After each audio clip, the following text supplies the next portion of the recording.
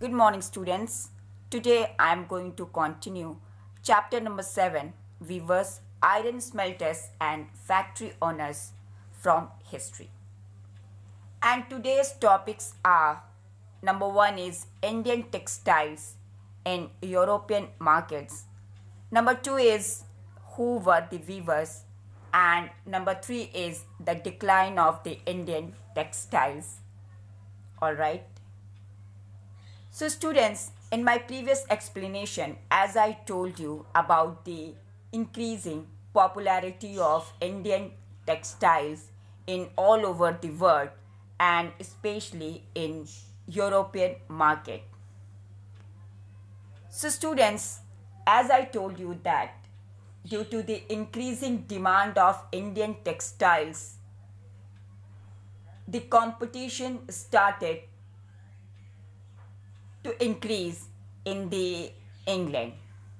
That's why a number of problems faced by the factory owners of England due to the popularity and demand of Indian textile in all over the world, and they were facing stiff competition. All right. So in this series, first of all, I am going to explain topic number 1, Indian textiles in European markets. So, by the starting of 18th century, number of factory owners of England were worried by the popularity of Indian textiles, wool and silk.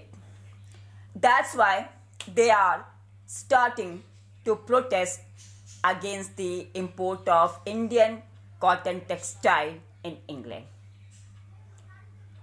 So finally, in 1720, the British government enacted a rule or regulation to stop or ban the use of printed cotton textile, especially chintz in England.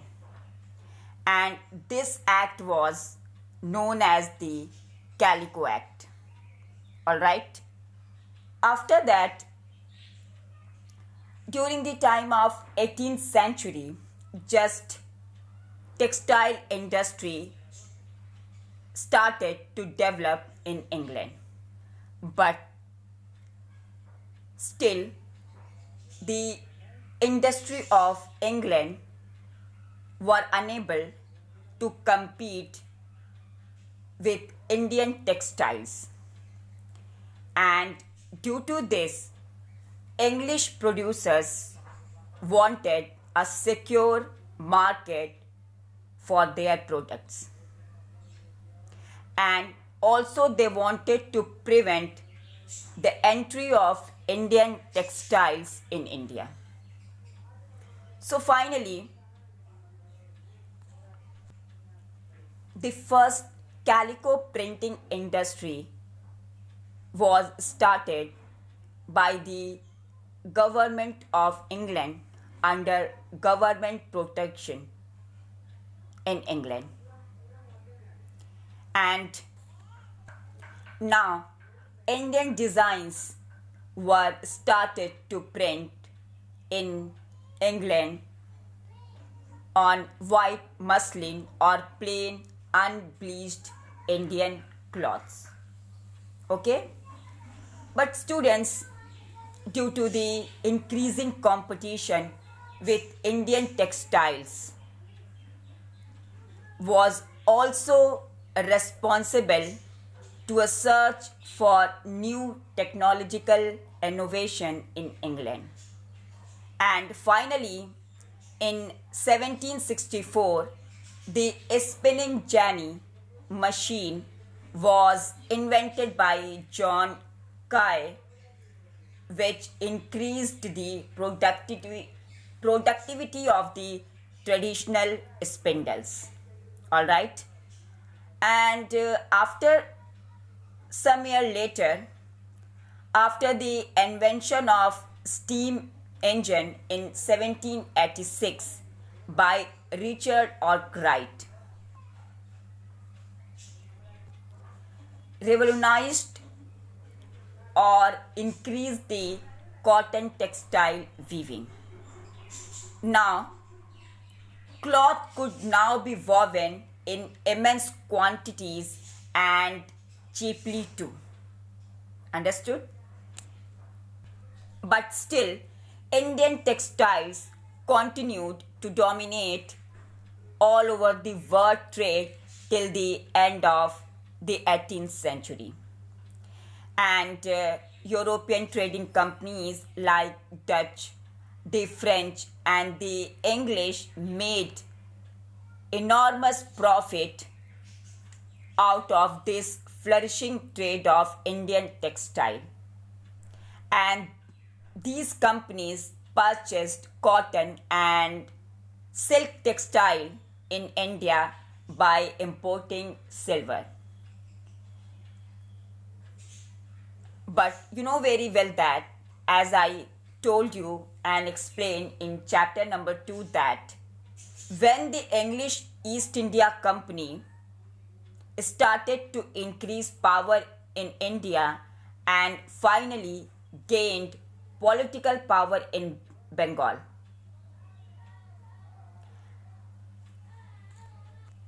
it no longer had to import any precious metal to buy any Indian goods, because they started to collect revenues from peasants and zamindars in India, and they used this revenue to buy Indian textiles or other goods.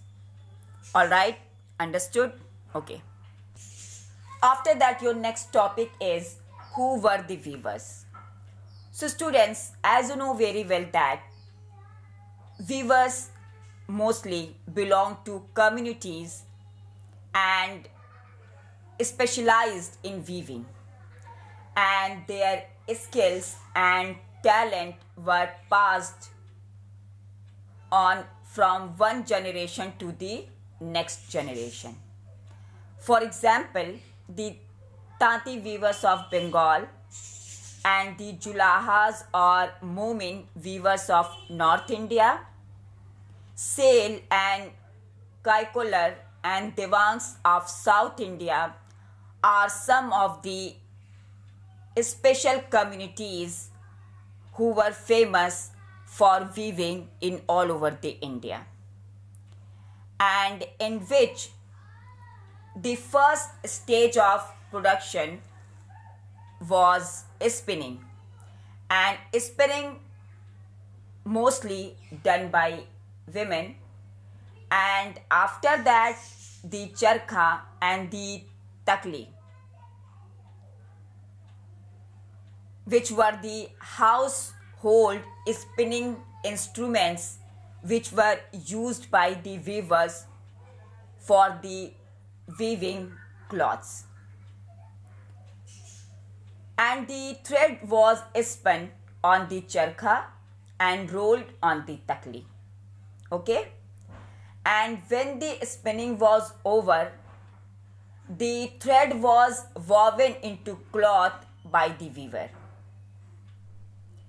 But in most communities of weavers, weaving was a task which were done by men.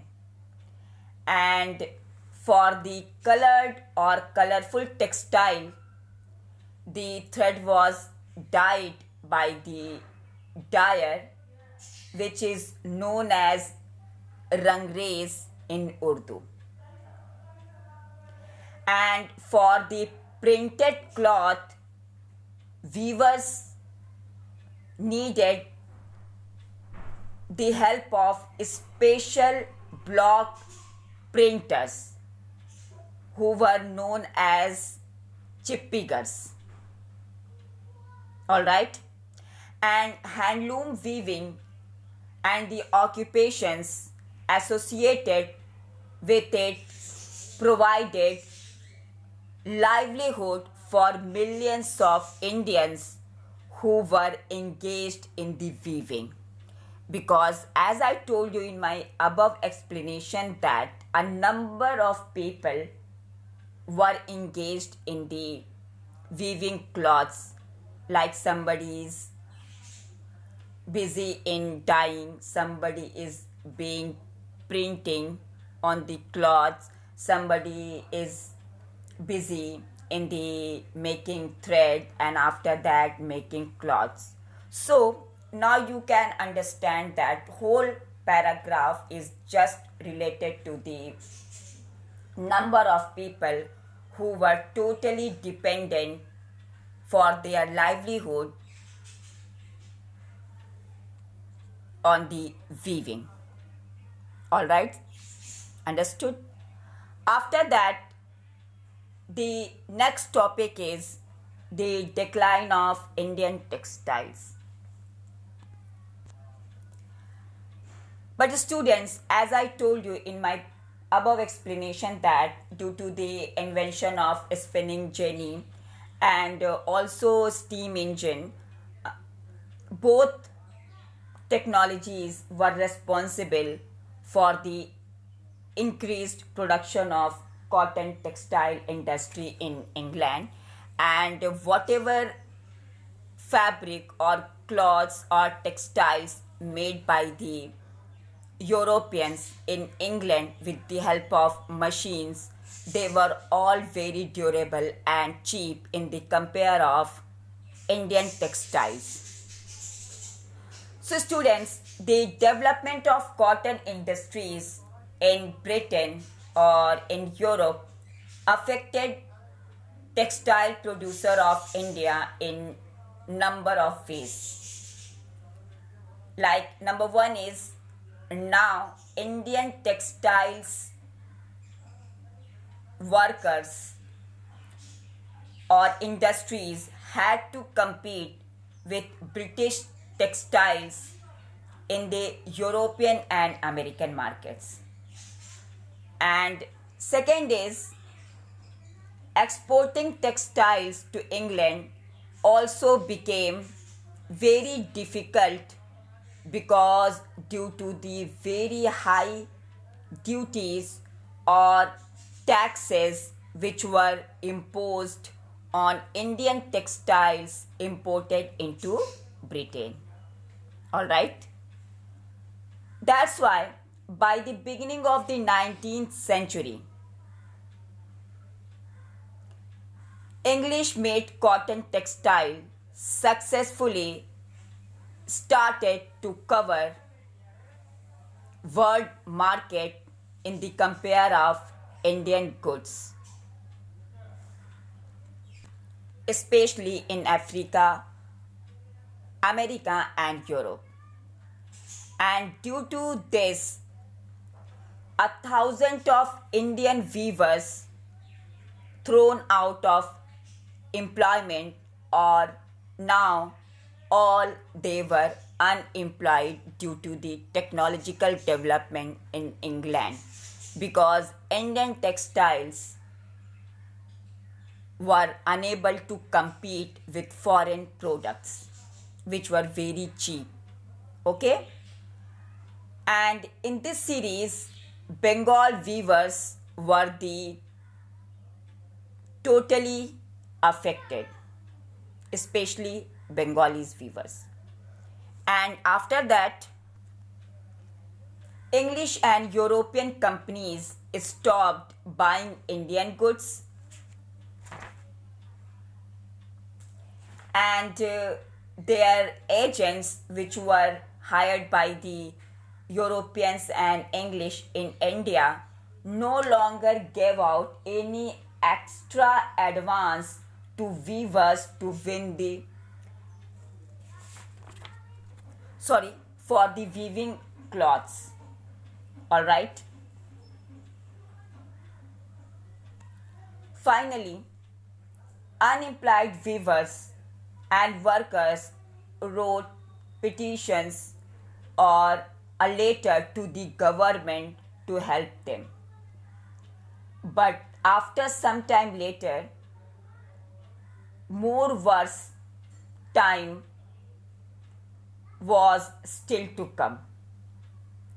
By the 1830s, British cotton cloths flooded in Indian market, and by the 1880s, two-thirds of all the Indian clothes worn by Indians were made of cloth produced in Britain or in European industries.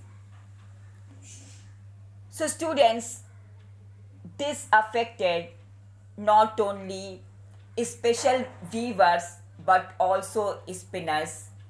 That's why thousands of rural women were rendered jobless. Okay?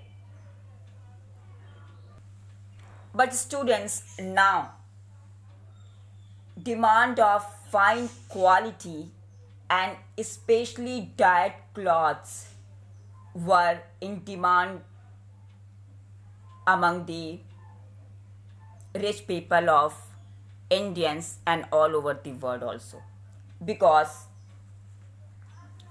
handloom weaving did not completely die in India, and this was because some types of cloths could not be supplied by machines, and machine could not produce saris with special border or cloths with traditional woven patterns. Okay? So, the fine quality printed cotton woven cloths is still in demand of rich people of India and all over the world. Okay? And students, one problem still was in England, because nor did the textile manufacturers in Britain produce the very coarse cloths which were used by the poor people in India. Okay? And students, maybe you have heard about the Sholapur textile regions in western India and Madura in South India. These two towns emerged as very important new centers of weaving in the late 19th century. And after some time later, during the national movement, Mahatma Gandhi started to request to people to boycott imported textiles, and they also request to the Indian people to use hand spun and hand woven cloths. So, in the result, khadi gradually became a symbol of nationalism, and charkha came to represent India, and it was put at the center of the tricolor flag of the Indian National Congress, adopted in 1931 only to secure the Indian textile market and to provide livelihood to the thousands people of India. Alright students. So students, for today that's all, and in my next explanation I will discuss with you how cotton mills come up and what happened to the weavers and spinners who lost their livelihood. All right. Okay. Thank you and have a nice day.